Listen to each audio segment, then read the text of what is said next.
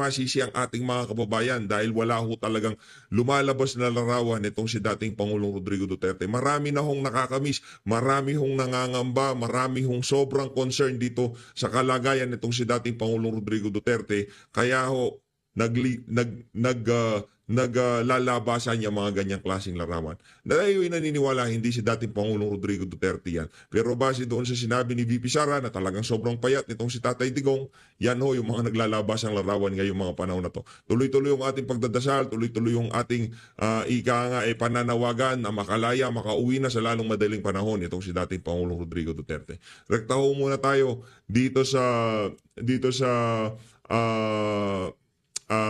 naging interview nitong si Senator Bato de la Rosa. Hindi ho dadalo ng SONA itong si Senator Bato de la Rosa. Ito ang naging panayam niya dito kay Manong Ted Filon. Opo. Sige. Sir, are you going to attend the SONA? Hindi, Ted, hindi. Hindi ulit. Hindi ulit. Opo. Bakit po, Senador? Bakit po, sir? Ayaw ko makipagpastikan, Ted. Totoong tao yan eh. Ayaw ko makipagpastikan. Totoong tao yan. Masama ang loob ko. Masama lang ang loob ko. Kaya totoong tao ho yung Senator Bato de la Rosa. Hindi ho nakikipagplastikan yan. Hindi ho yung kagaya ng mga Pinklawan, Dilawan, mga Talyanista, Tensaymada. Hindi ho ganyan yung mamanay. Pagka ayaw niya, makikita mo sa pagmumukha niya na ayaw niya. Pagkagalit siya, makikita mo sa pagmumukha niya na galit siya. Simpleng tao lang ho yung Senator Bato. Sino pa po ang hindi sisipot sa SONA sa pagkakaalam po ninyo, Senator?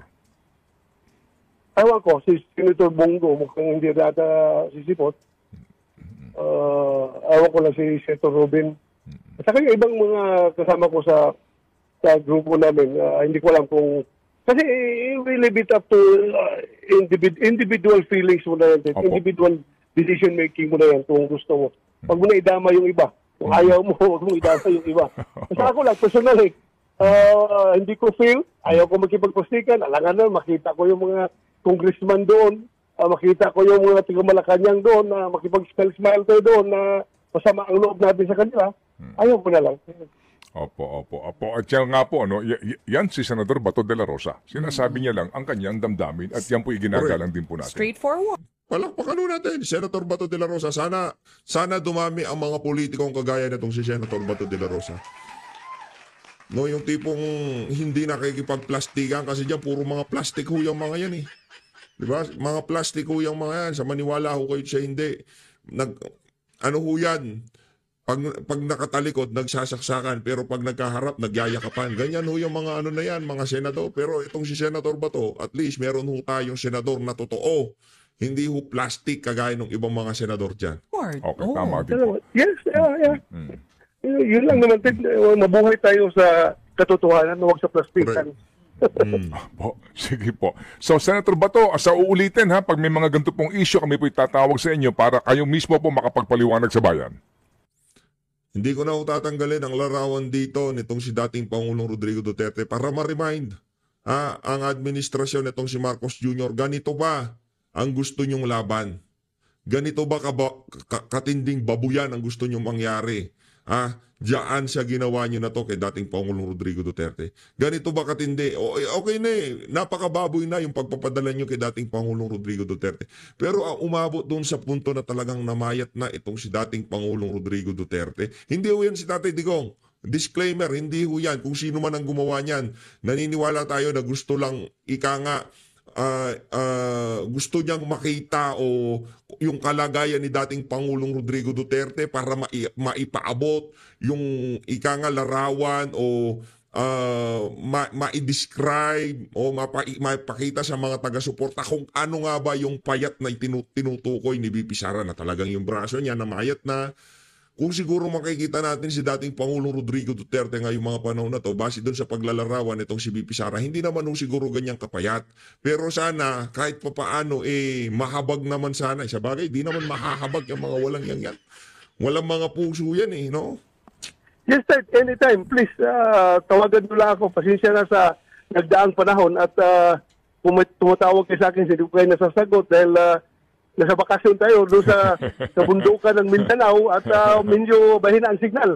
Opo. Naunawaan po namin. Salamat po na marami, Senator. Mabuhay. Ayun. Dito na ho tayo kay Senator Rodante Marcoleta. Game? Anong sinasabi? Ito po, in order to assist the court in the full resolution of the various petitions assailing the impeachment complaints against Vice President Sara Duterte, the court, without prejudice to the resolution of other issues, resolved to require the respondents, ang tinutukoy po dito sa yung Senado tsaka yung House, to submit the following information under oath, accompanied by relevant documents, if any. A. The status of the first 3 complaints filed by private citizens. B. The exact dates on which the complaints filed by the private citizens were endorsed by a member or members of Congress. C. As to the complaints filed by private citizens, whether the Secretary General possesses discretion on when to transmit to the Speaker of the House of Representatives any impeachment complaint properly endorsed by a member or members of Congress. Ang galing ko na ho itong larawan na to. Medyo naano tayo. Sobrang lungkot tong makita ni Tatay Digong na ganito eh. Diba? Hindi tayo sanay kasi ano yan eh. Alpha male yan eh. Ika nga siya yung leader ng PAC eh. Tapos biglang nagkaganyan dahil sa sobrang dumi maglaro nitong administrasyon na to. Nakakalungkot ho talaga mga kababayan. Nakakabasag ng puso. No? Pinakita ko ho yun para lalong mag-alam yung damdamin ng mga kababayan natin eh. Kasi parang ito yung parang dinidare tayo ng administrasyon hanggang saan ba yung galit na kaya yung igalit dyan sa issue na yan itong si dating Pangulong Rodrigo Duterte. Pero kahit na gusto ho nating galitin yung mga kababayan natin dyan sa kapabuyan ng administrasyon na yan, tayo ho sobrang di natin malaman, maluluha, malulungkot. Na makita natin yung mga ganong klaseng larawan itong si dating Pangulong Rodrigo Duterte. Sa totoo lang ho, hindi ho natin kaya. Ilinagay ko yun, hindi siya kung ano pa man. Ilinagay yun natin yung para mag-alab ang damdamin ng ating mga kababayan na ganon ang ginawa ng administrasyon na to sa ating pinakamamahal na Pangulo. Naknanto ko. D. As to the complaints filed by the private citizens, the basis and authority of the Secretary General to refuse the transmittal of the complaints for impeachment to the Speaker of the House of Representatives for inclusion in the order of business within 10 session days from the time it was properly endorsed by a member of the House of Representatives. E. As to the complaint filed by the private citizen and regardless of the legal position of the respondents, the number of session days that lapse from the time the complaints were properly endorsed by a member of the House of Representatives to its transmittal to the Speaker of the House of Representatives and its inclusion in the order of business. F. As to the articles of impeachment transmitted to the Senate, which office or committee prepared the draft of articles of impeachment and when it was completed. G. As to the articles of impeachment transmitted to the Senate, when it was circulated to the members of the House of Representatives and whether it was circulated to all the members of the House of Representatives. H. As to the articles of impeachment transmitted to the Senate, when it was circulated to the members of the House of Representatives, whether it was accompanied by the evidence for each article charged, or if there was a committee report for the information of the members to decide on whether to endorse or not. As to the evidence supporting each and every article, whether Vice President Sara Duterte was given the opportunity to be heard on the evidence shared with the members of the House of Representatives. J. As to the articles of impeachment transmitted to the Senate, whether each of the members of the House of Representatives had time to peruse the charges and the evidence before affixing their consent. And pinakahuli, K. As to the articles of impeachment transmitted to the Senate, when it was included in the order of business of the House of Representatives for consideration by the entire plenary. The respondents are given non-extendable period of 10 calendar days from receipt of this resolution within which to respond. Nako, Ayan po. matindi. Matindi. Matindi. Ano po bang ibig sabihin ng ano na yun ng Supreme Court? Alam mo, dalawang bagay ang ang tatamaan dyan, may relasyon sa una yung tinatawag na violation of one-year ban rule. Okay. Makikita mo dyan, kaya inisa-isa, in-itemize ng Korte Suprema, yung pangangailangan na ibigay sa kanila lahat. Under oath, Opo. Oh, yung ikalawang bahagi, pupunta dun sa pupunta dun sa katibayan kung talagang yung verification dyan totoo. Okay. Ngayon, under oath yan. Sa aking palagay, magkakahirapan dyan. Sa panig, sa panig ng House of Representatives. Oho. Kasi, yun lang tanong niya kanina, no? Yung isa na Opo. binanggit ni Congressman Nelson. Opo. Sinasabi, kailan na nailagay sa order of business yung unang tatlo Opo. na in-endorse na impeachment complaint na isinulong ng private citizens. Ang pinag-uusapan dito, Jen, yung December 2, in December 4, at saka in December 19. Nako. Kasi kagaya nung binabanggit natin nung mga nakakaraan patungkol dito, Oh. pagka-receive mismo ng opisina ng Secretary General, immediately kanya i-repair mo sa opisina ng Speaker. Ayun. Kaya kinukwenta natin ano ba yung immediately. Opo. Sa lalong madaling panahon Sa dapat. aking pagkakaalam, sa mabilis na paraan, sa madaling pagkakataon, ano pa yung ibang synonym ng immediately? Agad-agad. Agad-agad. Agad-agad. Karaka-raka. Kanya. Raka-raka. Oh, yan. Hindi ba hapon Opo. yun? Oo nga po. Parang hapuno eh. Oh. Ha? Padalos-dalos mong ibigay. Parang gano'n, ha? Mamadali. Basta bilisan mo. Ibig sabihin, huwag kang magpatumpik-tumpik. Aha. Huwag mong tatagalan. Huwag kang kukupad-kupad. Yan ang ibig sabihin nun eh. Immediately. So, kailan mo ni-repair? Kaya meron siyang tanong dyan, binabasa ko eh. Meron ba kanyang discretion? Yung Secretary General, para yun ay kanyang ibinbin. Oo nga pala, Kanyang, oo nga, kanyang Kailan itatransmit? ipitin muna. Oo. Parang tutulugan niya muna at hindi niya muna ibibigay sa opisina ng Oo nga. Kasi ng Malaking inipon niya bagay muna yan. ho, Sen, di ba? ang sagot doon hindi, wala kang discretion. Walang kapangyarihan yung SecGen. Ang SecGen is the highest administrative officer of the House Ng of Kamara. Representatives. Okay. Wala siyang discretion. Kumbaga lahat ng secretary ay under sa kanya. General nga eh. Opo.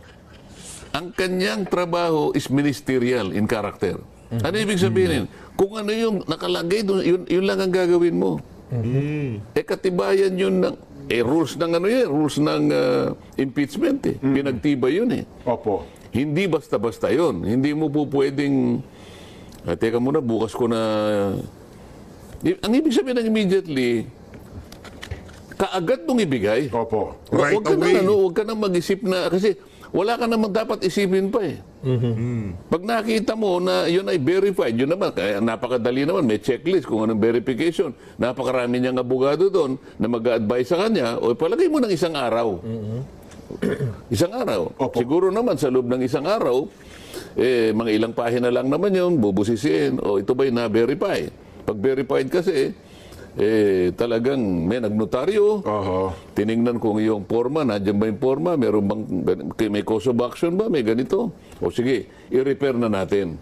Ayun. Paano ngayon sila magbibigay ng under oath na sagot sa mga requirements na yun ng Korte Suprema? Wala nga siyang discretion eh.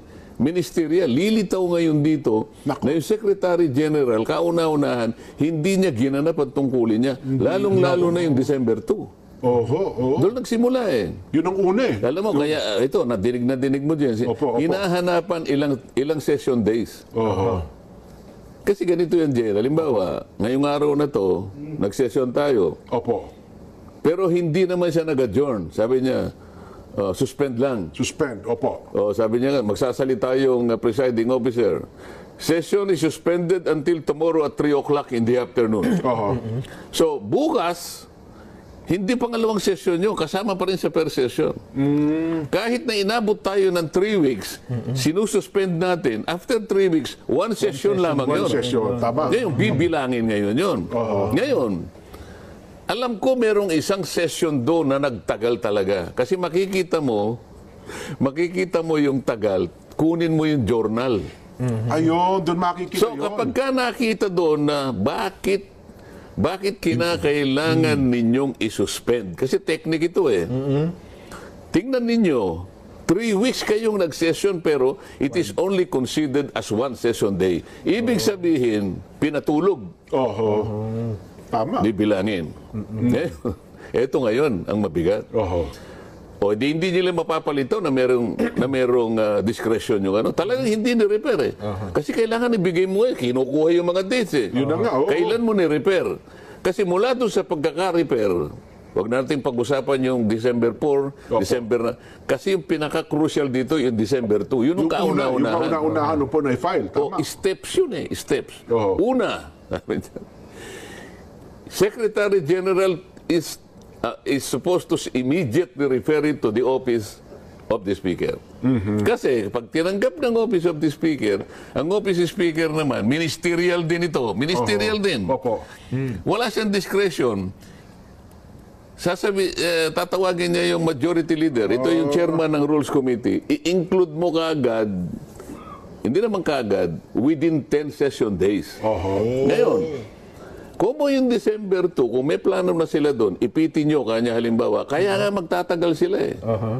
So, kahit na 1 buwan tayong nag-session, Opo. sinuspindi lang, walang nag-adjourn. Wala nag-adjourn. Opo. Napatulog nila ngayon. Yun ang dahilan kung bakit hindi na-aktuhan in December 2, December 4, and December 19. After all, tama ho talaga itong si Senator Rodante Marcoleta. Ang tagal niya na hong sinasabi yan. Anong ginawa nyo dun sa naunang impeachment complaint laban dito kay VP Sara Duterte? Anong ginawa nyo doon? Bakit hinintay nyo yung pang-apat na yan? Di ba? O, hindi ngayon ho, magkakandahin-hindot sila sa kakapaliwanag sa Korte Suprema. Ayaw nila sagutin yan eh. Yung issue na yan, ayaw nila sagutin yan. Kasi meron talagang butas. Kaso Korte Suprema na magtatanong sa kanila. Wala na hong lusot. Itong si, ano pangalan ito? Reginald Velasco. Nanto ko, asong-aso yun ni Tambo eh. Hintayin nila yung February 8, February 5. February 5, yes po. Oo. O mag-a-adjourn na kami noong February 5. Yun yung Doon pang-apat dali-dali nilang nilagay. Dinala Ngayon, sa Senado. hinahanapan dito sa order ng Korte Suprema. Sabi niya, binigyan ba sila ng kopya lahat sila ng mga members na pumirma? Binigyan ba sila ng pagkakataon na mabasa?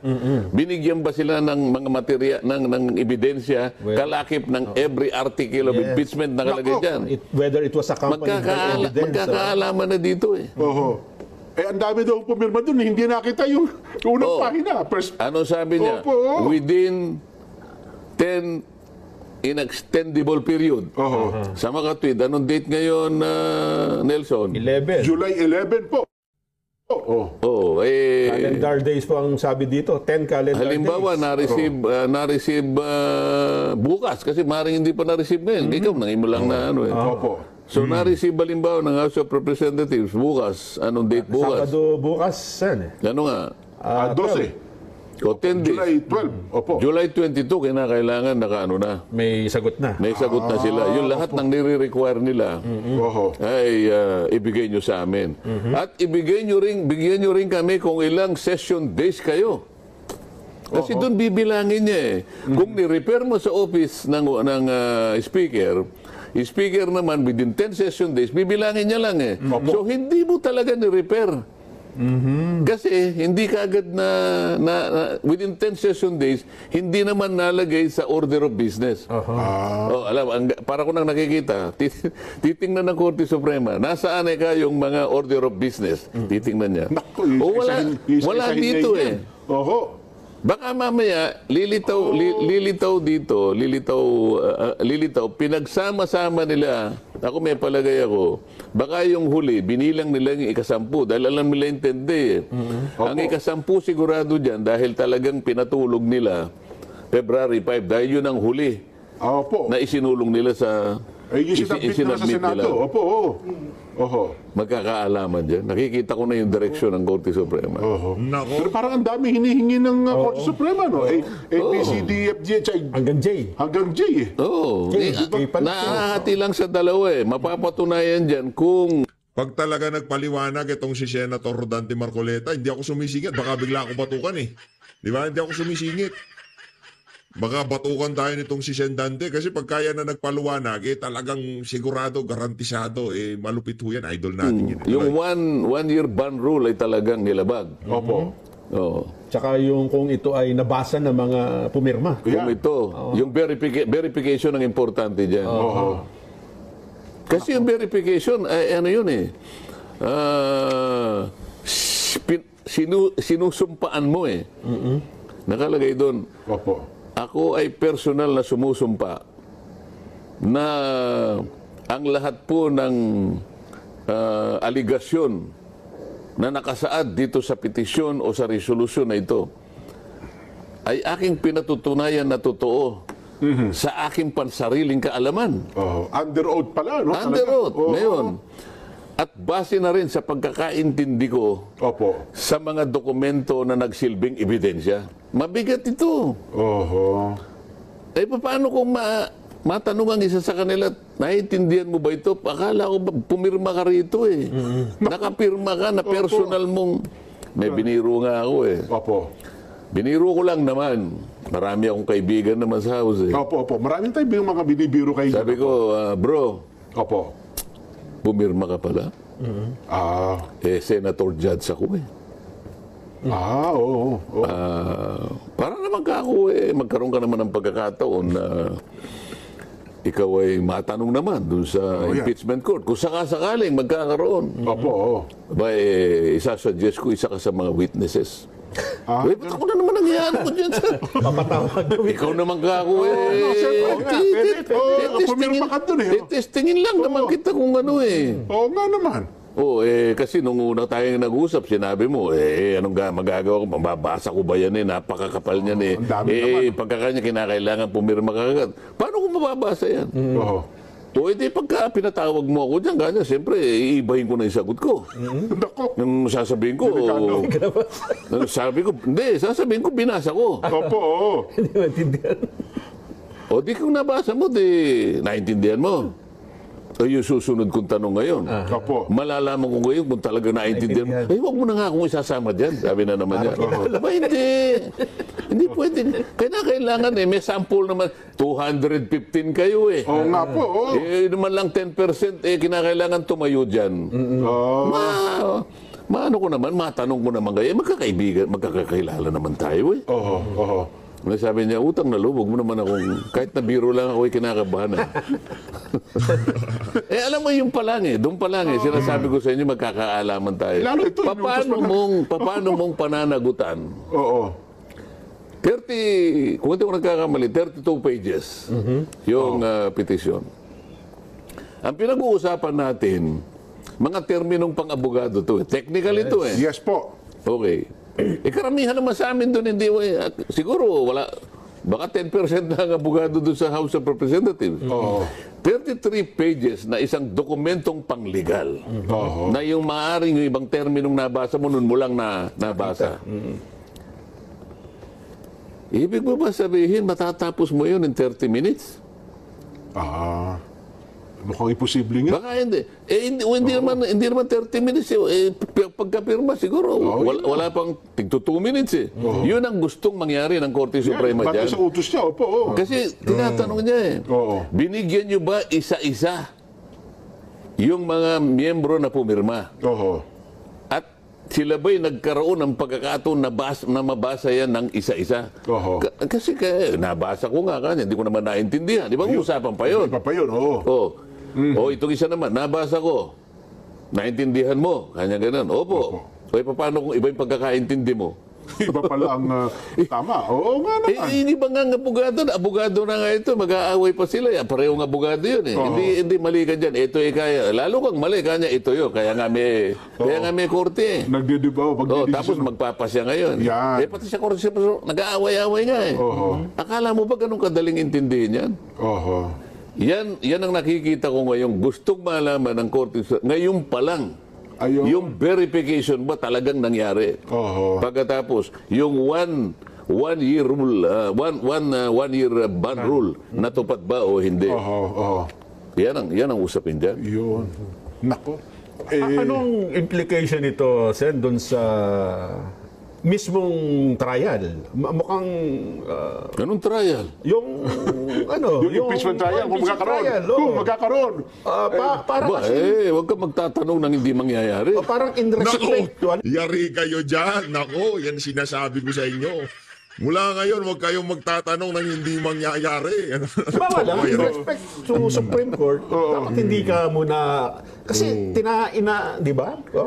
Inimbestigahan pa nila eh. Hindi, pabayaan mo Wow. sila dyan. Basta tanging Korte Suprema, gumawa ng sariling order. Yun palang ibig Di ba? sabihin. Opo. Oo. Yun ang gustong maliwanagan at malaman ng Korte Suprema, no? Yung mga utos niya, yan. Kaya nga, yan magiging factor yan pagkaraan na magkaroon na ng unang session sa Senado. Yan. Pwedeng maging pagtalunan din ito. Kasi ang open ninyo, umaga ng ano. Pero ang umaga, usually, ano lang ho yan, di ba? Botohan ng sino speaker, chairmanship, etc. July 28 ang sinasabi mo. So na yun. Kinabukasan. Ayun nga, kinabukasan, doon na yung proper hearing talaga. Kaya di nga. ba? Yung first business of the days niyo. Kaya nga. Eh, kung halimbawa, may tumindig agad, bilang siyempre, unang hearing ninyo, mga kasama, ano ho ba? Sinong unang titindig? Halimbawa, ang tumindig si Senador Ruben Padilla. Mga kagalang-galang na kasama kong senador. Paano ba natin tatratuhin ang naisampang impeachment sa mataas na kapulungan ng Senado? Okay, kung may sumagot, anong impeachment kanya? Yan. Bakit tayo nag-uusap ng impeachment? Meron tayong impeachment? Wala pa naman tayo. 20th Congress. Baka sinasabi po yung nakaraan. Ako in 19. Ha? Kasi ang... Tinatanong, sa halimbawa, sinabi niya, Your Honor, with all due respect, ang tinatanong niyo po ba ay yung impeachment na pinagtalunan po ninyo noong 19th Congress? Opo kanya. Ay, wag po natin pagtalunan ngayon, tapos na po yun eh. Di ko Magaling, palakpakan. Palakpakan natin. Kahit pagka talaga napapanood ko itong mama na ito, yung sumasaya puso ko eh. Hindi dahil doon sa mga yung mga yung mga joke niya eh. Diba? Yung lohika niya, yung galing niya kung paano niya atakihin itong mga issue na ito, mamamangha na lang ho kayo. Palakpakan ho natin itong si Senator Rodante Marcoleta. Susunod na Senate President Rodante Marcoleta. Maging punto niya. Hindi, ang problema ho doon ay may naiwanang utos ang Senado na dapat ay sagutin ng Kamara, so parang may nabinbin na hindi natapos eh. Dapat sagutin. Sinagot na po eh, di ba? Kaso po, nung sinagot, tapos na po yung Kongreso. Pasak. Di ba? Di tapos na po. Kasi tingin naman ng ibang ata, di ba? Kasi meron parang, ano ba yung order ng Senado na dapat ay sagutin ng Kamara na ibinalik nila yung impeachment complaint. Oo nga. Nakalimutan mo na. Diniscuss na natin ito, di ba? June 11. Ayan, opo. Anong sabi ng Sinole, di ba? Ayan, opo, Sinole. Binalik sa Kamara. Return. Opo, nagtalo-talo pa nga sila kung tatanggapin talaga o hindi. At the same time, nag-issue ng summons. Opo. Napagkamalampasuman, di ba? Summons sa tanggapan ng pangalawang Pangulo. Sabi niya, Madam Vice President, you are hereby notified within 10 inextendable days. Opo. To provide or submit an answer to the articles of impeachment. O June 11, di hanggang June 21 siya. Bibigyan siya ng 10 araw. 10 araw eh. Opo. Nagkataon yung June 21, Sabado. Yan, opo. Yung June 22, Linggo. Lunes, 23. Pero available na yung sagot niya, wala namang problema. Kaya lang, kung wala namang opisina, yun naman ang nakalagay naman sa tuntunin sa korte. Opo. Ipapile mo yung first available working day. Yes. So, June 23. Ngayon, sa tuntunin din naman, bibigyan mo ng kopya yung kalaban mo. Opo. Eh, sino bang kalaban niya? Hindi ba yung House of Representatives, yung mga prosecutors? Mga prosecutors, opo. Oo. Binigyan ng kopya yung prosecutors. Ayaw naman tanggapin. Hindi na malaman kung tatanggapin o hindi. Kaya nga nagtataka yung mga abogado ng Vice President. Eh, bakit ayaw po niyong tanggapin? Eh, paano po kami makakapag-submit sa impeachment court kung hindi niyo po tatanggapin sapagkat kailangan pong may paliwanag namin na naibigay na namin yung kopya ninyo, tatatakan nga po ninyo na receive. Opo. Ang una pong titingnan na pahina ng impeachment court kung binigyan namin kayo ng kopya. Kung wala pong receive na nakatatak dito, hindi po nila tatanggapin Ayun. yung sagot. Yung sagot namin. Oho. So, nagtalo-talo sila. Hanggang sa maintindihan, tama nga pala, kailangan i-receive. Tanggapin na natin, opo. Nung Matapos ang mga ilang oras. nung pagkatanggap, meron silang 5 araw Para sumagot naman. para mag-reply. Opo. Reply naman pala sila. Oh. So kung 23 Opo. plus 5 24, 25, 26, 27, 28. o 28, yung Natapat 28 natapat na ng naman Sabado, yung 29 linggo na naman. Opo. Oh, June 30, Lunes. Tapos na. June 30, Opo. yun ang katapusan ng 19 Congress. 19 Congress. Hindi ba yung usapan natin? Yes po, June yes po. 30, the noon of Opo. June 30 is the death of the 19th Congress and the birth of the 20th Congress. Yes. Oh, yun ang... Kaya tapos eh. Ang O di problema. patay na, kaya nga nagmisa sila sa House of Representatives, hindi ba? Oo nga pala, pinagmisa Dala-dala kasi nila, nagmisa pinapatay. sila. Oo nga Correct. pala. Oh, ang kulang lang doon yung corona eh. May corona ba yun? Wala. Dapat sa'yo, nagpadala ka kahit isa man lamang eh. Para di ba, nagpadala ka ng isang corona para tapos sa usapan, di ba? Paklak na pampatay. Opo. Pagkatapos ka nung 30, ngayon, wala. Nagkaroon ng nakabibingi katahimikan hanggang ngayon eh. Oo, bakit Di po ba? ninyo, ba't po kayo nagtatanong, Your Honor? You are out of order, Your Honor. Tumayo si Nelson. Your Honor, with all due respect, I think you are out of order. Bakit? Eh, tapos na po yung pinag-uusapan natin eh. Oho. Di ba nakalagay po sa rule natin eh? Ni mag-motion pala na yan eh. Ano yun? Ay Parang talagang lalabag. kaya nga, dun muna tayo mag-ano ngayon. Yun muna ang O number sige, one. pwede ba natin pag-usapan kung tapos na o hindi? O sige, gusto mo, yun muna. Sige, pagdibatihan mo na. Lahat kanya ng ano. Sino yung unong... Ituturing ba itong Sino tapos yung na guro, o hindi sino yung pa? unang magsalita na hindi pa tapos? Meron gano'n na. Yeah, siyempre po. Tinatapos na yung hindi pa tapos, sabi niya.